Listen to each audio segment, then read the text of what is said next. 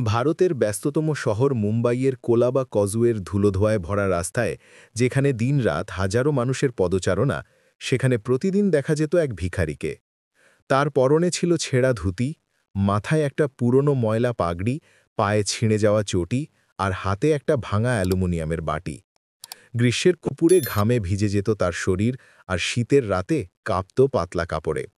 পথচারীদের চোখে সে ছিল কেবল একজন অসহায় অবহেলিত মানুষ, যার জীবন চলত মানুষের দেওয়া ২-১ টাকার ভিক্ষায়।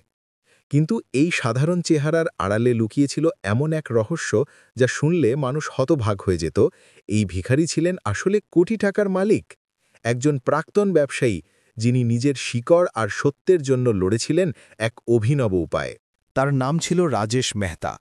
৩০ বছর আগে তিনি ছিলেন মুম্বাইয়ের একজন উদীয়মান তরুণ উদ্যোক্তা। আমেরিকায় টেক ইন্ডাস্ট্রিতে কাজ করে তিনি অল্প বয়সেই কোটি কোটি টাকা সম্পদের মালিক হয়েছিলেন। তার নাম ছিল ব্যবসায়ী মহলে, সম্মান ছিল সমাজে, আর তার সাফল্যের গল্পে অনুপ্রাণিত হতো তরুণ প্রজন্ম। কিন্তু তার মন ছিল তার শিকড়ে, মহারাষ্ট্রের রত্নাগিরির একটি ছোট্ট গ্রামে, যেখানে তার পিতামাতার পুরনো জমি ছিল। সেই জমিতে তিনি স্বপ্ন দেখতেন একটি আধুনিক গ্রাম গড়ার, স্কুল, হাসপাতাল আর কৃষিভিত্তিক শিল্পের মাধ্যমে গ্রামের মানুষের জীবন বদলে দেওয়ার। দেশে ফিরে তিনি তার স্বপ্ন বাস্তবায়নের কাজ শুরু করলেন, কিন্তু সাফল্যের সঙ্গে এলো বিপদ। তার ব্যবসায়িক অংশীদার, স্থানীয় দখলদার গোষ্ঠী আর রাজনৈতিক মহলের কিছু প্রভাবশালী ব্যক্তি তার সম্পদের দিকে লোভের দৃষ্টি দিল। তারা জানত রাজেশের কাছে শুধু টাকা নয়, রত্নাগিরির সে জমিও আছে, যা সমুদ্রের ধারে অবস্থিত এবং রিয়েল এস্টেটের জন্য অত্যন্ত মূল্যবান। রাজেশ দেশে ফেরার কিছুদিন পর জানতে পারলেন তার পিতার রেখে যাওয়া জমি দখলের চক্রান্ত শুরু হয়েছে। একটি প্রভাবশালী রিয়েল এস্টেট কোম্পানি স্থানীয় রাজনীতিবিদদের সঙ্গে হাত মিলিয়ে জাল কাগজপত্র তৈরি করেছে। আদালতে ভুয়ো সাক্ষী দাঁড় করানো হয়েছে, আর স্থানীয় প্রশাসনের কিছু অফিসার ঘুষ নিয়ে এই চক্রের পক্ষে কাজ করছে। রাজেশ যখন আইনি লড়াই শুরু করলেন, তখন তিনি বুঝতে পারলেন এই যুদ্ধে জেতা প্রায় অসম্ভব, কারণ তার শত্রুদের রাজনৈতিক ও আর্থিক ক্ষমতা ছিল অপরিসীম। এক রাতে তার মোবাইলে একটি গোপন কল আসে। অপর প্রান্ত থেকে একটি ভারী কণ্ঠস্বর বলে, মামলা তুলে নাও রাজেশ মেহতা, নইলে তোমার পরিবারের সঙ্গে তোমাকেও শেষ করে দেব। হুমকির সুরে স্পষ্ট ছিল, এরা কেবল কথার কথা বলছে না। রাজেশের স্ত্রী আর একমাত্র মেয়েকে তিনি আগেই আমেরিকায় পাঠিয়ে দিয়েছিলেন নিরাপত্তার জন্য, কিন্তু তিনি নিজে পিছু হটতে চাননি। তবু তিনি বুঝলেন সরাসরি লড়াই করলে তিনি হেরে যাবেন। তখনই তার মাথায় এলো এক অদ্ভুত পরিকল্পনা, নিজেকে পুরোপুরি আড়াল করে দিতে হবে। এক ভোরে রাজেশ তার বিলাসবহুল সাউথ মুম্বাইয়ের অ্যাপার্টমেন্ট থেকে চুপিসারে বেরিয়ে পড়লেন। হাতে ছিল কেবল কিছু পুরনো কাপড়, একটা ভাঙা বাটি আর একটি ছেঁড়া ব্যাগ। তিনি নিজেকে ভিখারির বেশে সাজালেন এবং কোলাবার ব্যস্ত ফুটপাতে বসে পড়লেন। সেখান থেকে তিনি শুরু করলেন তার গোপন অভিযান। মানুষের চোখে তিনি হয়ে গেলেন একজন সাধারণ ভিখারি।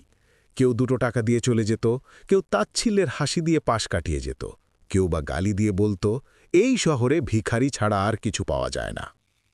কিন্তু কেউ জানত না এই ভিখারি আসলে একজন কোটিপতি, যিনি প্রতিদিন শহরের গোপন কার্যকলাপের খোঁজ রাখছেন। রাজেশের পরিকল্পনা ছিল সহজ কিন্তু বিপজ্জনক। তিনি জানতেন তার শত্রুরা মনে করে তিনি দেশ ছেড়ে পালিয়ে গেছেন, তাই ভিখারির বেশে তিনি তাদের ওপর নজর রাখতে লাগলেন। যারা তার জমি দখল করতে চায়, যারা ঘুষের টাকা লেনদেন করে, যারা রাতের অন্ধকারে গোপন বৈঠক করে, সবকিছুই তিনি ফুটপাতে বসে পর্যবেক্ষণ করতেন। তিনি লক্ষ্য করতেন কে কোথায় যায়, কার সঙ্গে কে দেখা করে, কোন অফিসার কার কাছ থেকে ঘুষ নেয়। ভিখারির জীবন ছিল কঠিন। মুম্বাইয়ের গ্রীষ্মের তপ্ত দুপুরে ফুটপাথে বসে থাকতে থাকতে তার মাথা ঝিমঝিম করত। গাড়ির ধোঁয়ায় দম বন্ধ হয়ে আসত। কখনো কখনো সত্যিই ক্ষুধায় পেট মোছড়াত, অথচ তার ব্যাঙ্ক অ্যাকাউন্টটি কোটি টাকা পড়ে আছে, যা দিয়ে তিনি ৫ তারা হোটেলে থাকতে পারতেন, সেরা খাবার খেতে পারতেন। কিন্তু নিজের জমি ফিরিয়ে আনতে এবং শত্রুদের মুখোশ খুলতে তিনি এই জীবন বেছে নিয়েছিলেন। প্রতি রাতে তিনি গোপনে কোলাবার একটি ছোট্ট জরাজীর্ণ হোটেলে ফিরে যেতেন। সেখানে একটি ছোট ঘরে বসে তিনি নোট লিখতেন, কে কোথায় গেছে, কার সঙ্গে কার বৈঠক হয়েছে, কোন কাগজে কি জালিয়াতি হয়েছে। তিনি যেন এক গোয়েন্দার মতো তথ্য সংগ্রহ করছিলেন, ধৈর্য ধরে, একদিন সত্য প্রকাশের জন্য। একদিন ফুটপাথে বসে থাকতে থাকতে তার কাছে এলো এক কিশোর। তার নাম ছিল রমেশ, বয়স হয়তো 14-15। রমেশ রাস্তায় জুতো পালিশ করে দিন চালাত। তার চোখে ছিল এক অদ্ভুত কৌতূহল। একদিন সে এসে রাজেশকে জিজ্ঞেস করল, দাদু, তুমি আসলে কে? আমি দেখেছি তুমি রাত হলে এখানে থাকো না। অন্য ভিখারিরা তো ফুটপাথেই ঘুমায়, তুমি কোথায় যাও? রাজেশ প্রথমে চমকে গেলেন, কিন্তু রমেশের চোখে তিনি দেখলেন সততা আর কৌতূহল। তিনি বুঝলেন এই ছেলেটিকে বিশ্বাস করে যায়। ধীরে ধীরে তিনি রমেশের সঙ্গে বন্ধুত্ব গড়ে তুললেন, তাকে কিছু সত্য কথা বললেন, যদিও পুরো পরিচয় গোপন রাখলেন। রমেশ হয়ে উঠল তার ছোট্ট সহযোগী। রাস্তার খবর, কে কোথায় যায়, কোন দোকানে কারা গোপন বৈঠক করে, সব তথ্য সে রাজেশের কাছে পৌঁছে দিত। কিন্তু বিপদও কাছে এগিয়ে আসছিল। এক রাতে যখন রাজেশ ফুটপাতে বসেছিলেন, দুজন লোক তার উপর হামলা চালালো। তারা ভেবেছিল এই ভিখারির কাছে হয়তো কিছু টাকা আছে, কিন্তু রাজেশ বুঝতে পারলেন এই হামলার আসল কারণ অন্য। তার শত্রুদের সন্দেহ হয়েছে যে এই ভিখারি আসলে সাধারণ কেউ নয়, তারা তাকে চিনে ফেলতে পারে। সেদিন রমেশের সাহায্যে তিনি অল্পের জন্য রক্ষা পেলেন, কিন্তু এই ঘটনা তাকে সতর্ক করে দিল সময় আর বেশি নেই। রাজেশ দ্রুত তার পরিকল্পনা চূড়ান্ত করলেন। তিনি সব তথ্য সংগ্রহ করেছিলেন, জাল কাগজপত্র, ঘুষের লেনদেন, গোপন বৈঠকের বিস্তারিত। রমেশ আর তার কয়েকজন বিশ্বস্ত সঙ্গীর সাহায্যে তিনি প্রমাণ সংগ্রহ করলেন। এবার তিনি সিদ্ধান্ত নিলেন সময় এসেছে সত্য প্রকাশের। এক বর্ষার রাতে রাজেশ গোপনে মুম্বাই পুলিশের ডেপুটি কমিশনারের কাছে গেলেন, এবারও ভিখারির বেশে। প্রথমে কমিশনার তাকে দেখে হেসে উঠলেন, কিন্তু যখন রাজেশ তার আসল পরিচয় প্রকাশ করলেন এবং সব প্রমাণ পেশ করলেন, জাল কাগজপত্র, ঘুষের রেকর্ড, গোপন বৈঠকের ছবি, তখন কমিশনার স্তম্ভিত হয়ে গেলেন।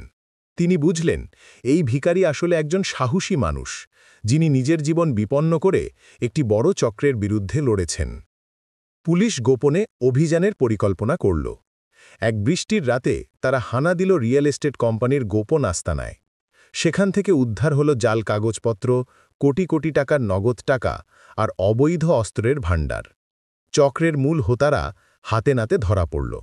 পরদিন মুম্বাইয়ের খবরের কাগজে শিরোনাম হল, দশকের সবচেয়ে বড় জালিয়াতি চক্র ধরা পড়ল, উদ্ধার কোটি টাকার সম্পদ। কিন্তু কোথাও উল্লেখ ছিল না সেই ভিখারির নাম।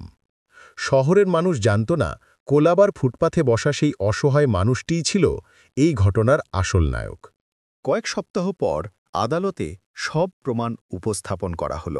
রাজেশের জমি ফিরে এলো তার নামে, তার শত্রুরা শাস্তি পেল।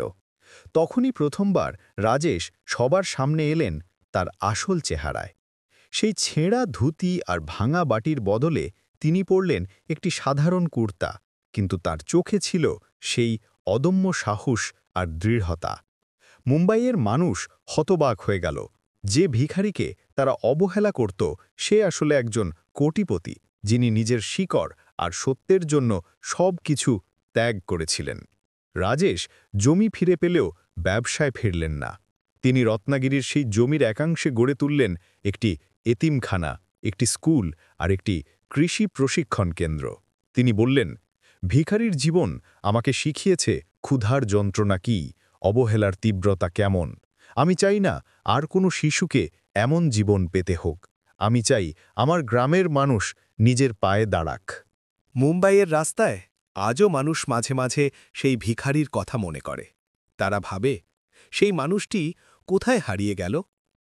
কিন্তু যারা সত্য জানে, তারা জানে এক কোটিপতি ভিখারির মুখোশ পরে একদিন বদলে দিয়েছিলেন একটি ইতিহাস। রাজেশ মেহতার গল্প এখন মুম্বাইয়ের ফুটপাতে, রত্নাগিরির গ্রামে আর মানুষের মুখে মুখে কিংবদন্তি হয়ে ছড়িয়ে পড়েছে। কেউ কেউ বলে রমেশ এখন রাজেশের সঙ্গে কাজ করে, তার স্কুলে পড়ে আর স্বপ্ন দেখে একদিন তার মতো সাহসী হবার। আর রাজেশ, তিনি এখনও সাধারণ জীবনযাপন করেন, কিন্তু তার চোখে এখনও জ্বলে সেই আগুন, সত্যের জন্য লড়াই করার আগুন।